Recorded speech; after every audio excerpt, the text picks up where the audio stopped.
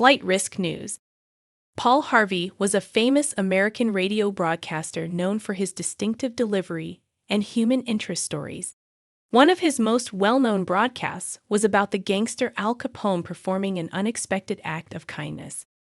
The story goes that Al Capone, the infamous Chicago mob boss and bootlegger during Prohibition, was dining at a restaurant one night.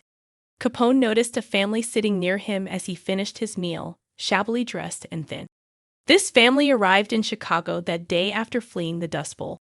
They spent what little money they had on train tickets and had nothing left over for food or lodging. This family's plight moved Capone. Despite his notorious reputation as a violent gangster, Capone had a soft spot for people down on their luck, especially children. He called his henchmen over and told them to take the family, buy them new clothes, and set them up in a hotel for the next several days. Capone told his men to spare no expense and gave them a wad of cash to cover all the family's needs. The next day, Capone's men returned to the restaurant. They called the father over and said their boss wanted to know if everything had gone well with the family. The father was stunned and overwhelmed by the generous gesture.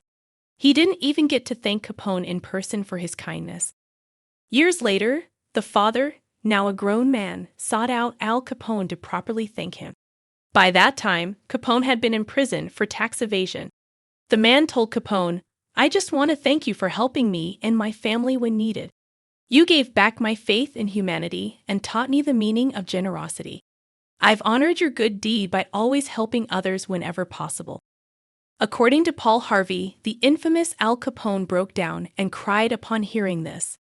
Despite all the evil Capone committed as a mobster, this heartfelt act of kindness finally broke through to his humanity. In Harvey's broadcast, he reflected on how this story illustrates an important truth, that inside even the worst among us lies the potential for good. Given the right circumstances, even someone as hardened as Al Capone could perform great acts of compassion. As Harvey puts it at the end of the segment, "I know a man advising his kids. Violence doesn't pay. Crime doesn't pay. The only thing that pays is hard work, and he's telling the truth. Because that ex-bootlegger, that ex-robber, is me, Paul Harvey." The story of Al Capone's good deed has been retold many times over the years. Though some details have been disputed, the tale's heart remains intact. It reminds us that humans are complex, capable of evil and good. With open eyes and hearts, even the most broken among us can fulfill the better angels of human nature. Paul Harvey became famous for stories that revealed the hidden depths beneath the surface. He sought to find the diamonds of wisdom and compassion within the rough exteriors of flawed people. The Capone anecdote is one of his most enduring because it powerfully distills this message. Though we remember Capone mainly for his misdeeds, Harvey's focus on the mobster's rare act of generosity helps us see Capone's humanity. It suggests the possibility of redemption exists within us all if given the chance. The people we dismiss as irredeemable often have a good deed waiting to emerge.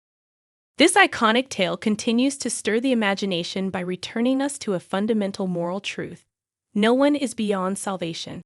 With humility and compassion, even the coldest hearts can be thawed. Like the Capone story, Paul Harvey's radio parables retain the power to transform how we see ourselves and each other. At its core, this anecdote is a testament to the light that can be found in the most unexpected places. It compels us to look beyond surfaces and preconceptions. Within the most broken souls, a kernel of goodness awaits release. But it requires the charity of others to help bring it forth. Though the press of daily life often hardens our instincts, stories like that of Al Capone's good deed soften them again. They remind us to be slow to judge and quick to forgive. In this simple morality, hope endures. For inside the worst sinners, a saint may yet emerge.